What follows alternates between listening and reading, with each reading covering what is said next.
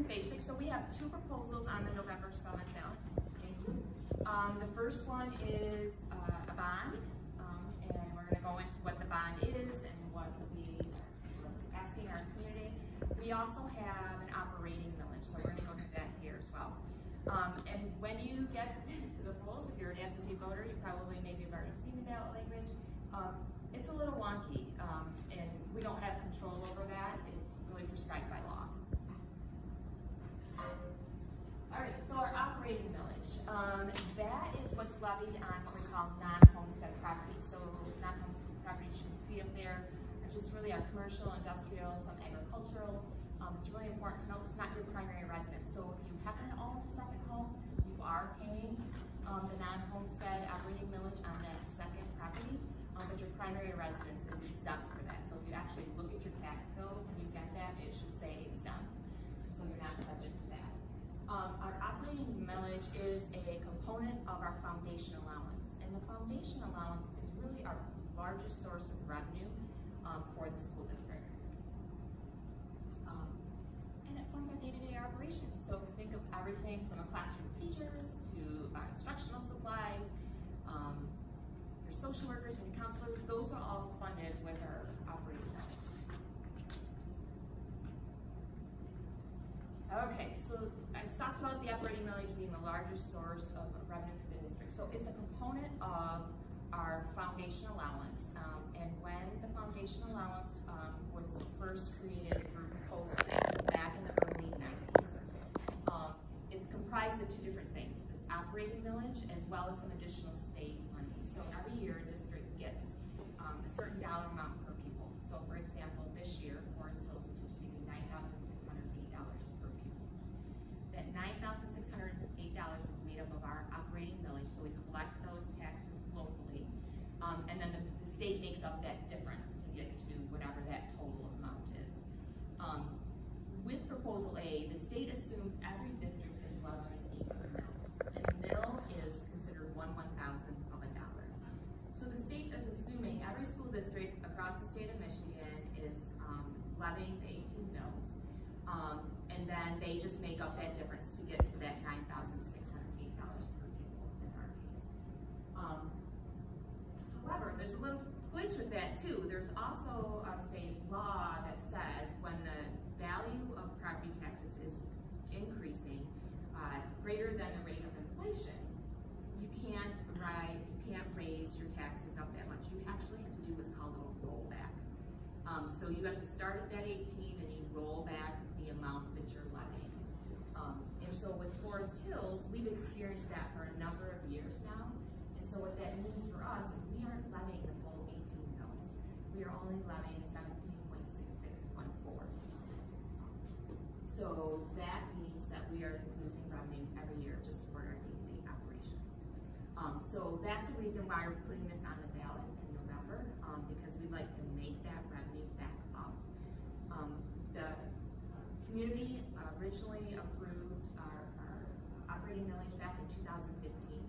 It was a 10-year approval, and so our current authorization will expire in 2025. So the language that is on the ballot and what we're proposing is a $0.5 mil increase to restore those rollbacks for the 2024 and the 2025 tax year. So there's two more levy years that are on this.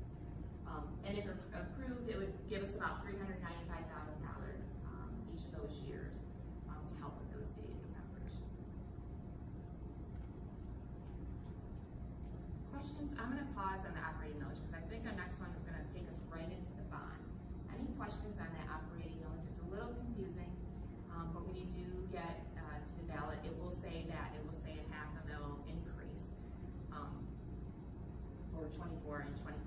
It's just important to remember that you get the privilege of voting on it as a Forest Hills community member, but unless you have the commercial, industrial, some agriculture, or second home, you're really not paying that tax levy.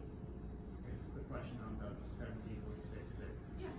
So technically that got rolled back down from 18? Yes. Okay. Yeah. Presumably because property values went up. So they were going faster than inflation, right. Yeah. So we maxed out the increases that were allowed. Yep.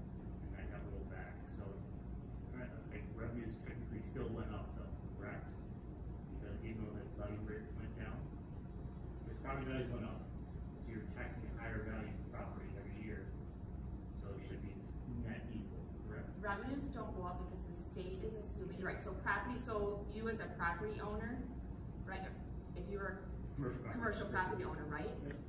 And your property value went up, you would have seen a slight increase to it, correct?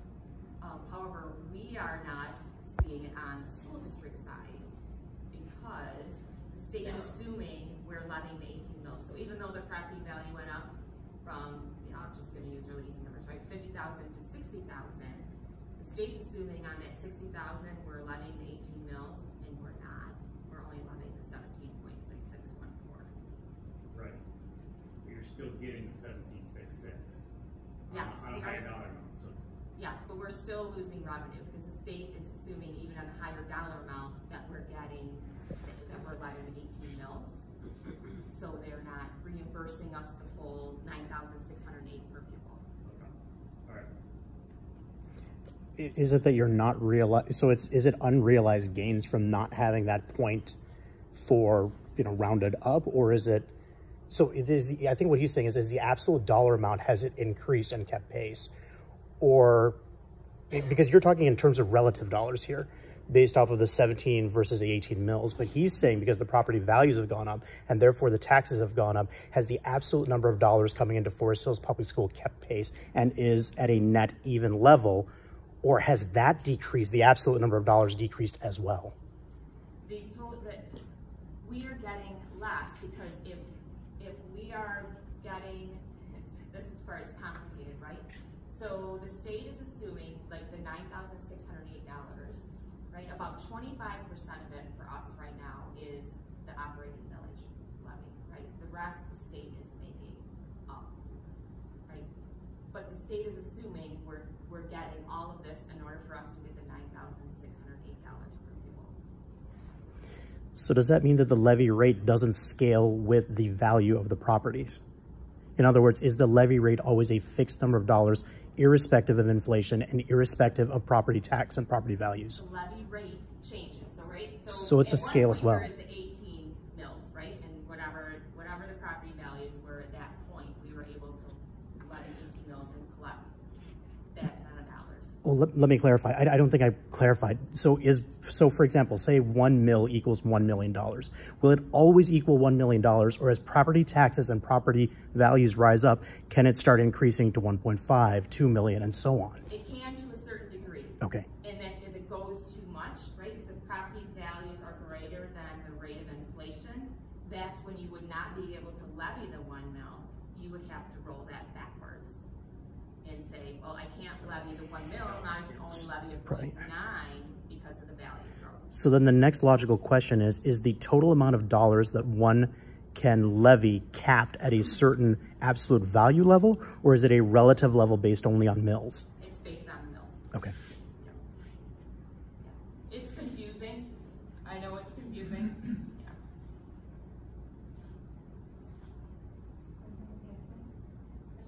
Yeah. All right, let's go into our bond then.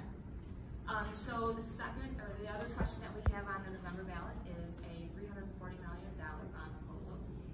So our bonds we would anticipate would be issued in multiple series, and it would take us per projects through 2031. And we expect that there would be no tax rate increase over the current rate. It's important to know what a bond can be used for and what it can't be used for. So you can kind of see the things up here, what the bond can be used for.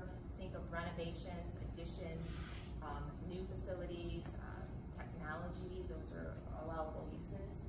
School buses are allowable underneath this. Some playground equipment is allowable, updates to sites and athletic facilities. But a bond cannot be used to pay for employees' wages, employee benefits, instructional supplies, really what the opposite of what the operating millage can pay for, right? It's that day-to-day stuff the bond cannot cover, and it can't cover repairs and renovations. So, it's a big rainy event for a few days, and we discover there's a hole in the roof, and we've got some stuff coming through. We can't use the bond funds to repair that hole. We have to use our operating funds. And just a quick slide on our tax rate history here in Forest Hills. We have done a good job in trying to continue to reduce that tax rate. So back in 2013, that was at 7.9 mils, and our current tax rate for debt, this is related to debt, sorry, is 6.05.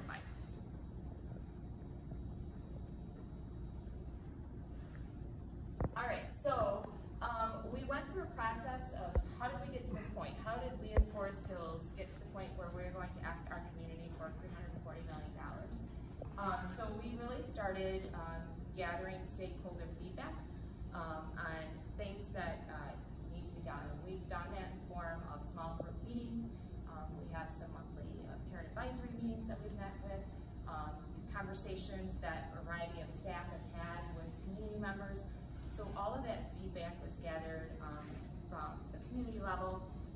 We also walked through our buildings and all of our facilities with our school administrators, with some members of our bond team. We have construction managers, we have a couple of architect firms that really helped us as we walked through those facilities and had those conversations with our building leaders about what's working in your space, what are some things that are pain points, right?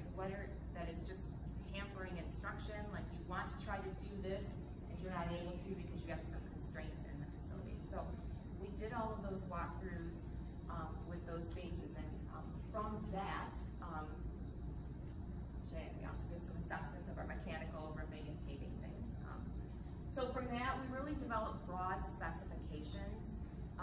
And so, you know, we've fielded a lot of questions since this was launched with folks, and like, can I see the design work for, and you're gonna see one of the projects, I'll just spill the beans, and you've seen it, right? We have a new aquatic center is one of the proposed projects.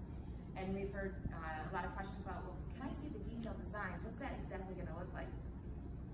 We haven't done that detailed design work. So at this stage, what we have really done, and this is pretty typical for a school district, is you develop these broad specifications, right? So we know, like I'll just stick with the aquatic center theme. We know that we have a desire to build an aquatic center that can allow us to really post regular season tournaments, right? Right now our athletes all have to go on east side of the state for anything that's beyond regular season and to compete.